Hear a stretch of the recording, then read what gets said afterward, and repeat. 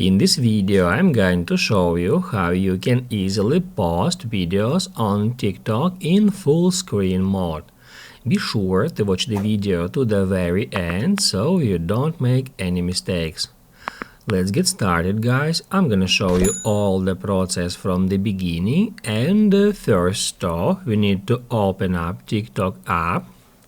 Then just tap right here at this plus button.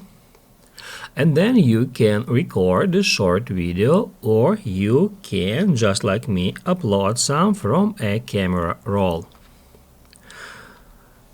I'm gonna select that one. Then to turn this video into a full screen mode, we need to tap right here at that button, and that will activate edit mode. Now guys, all we have to do in order to make this video full screen is just select the video roll, then drag it to the left and tap at rotate.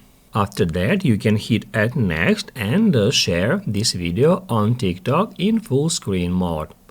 If this video helped you out, don't forget to hit the like button.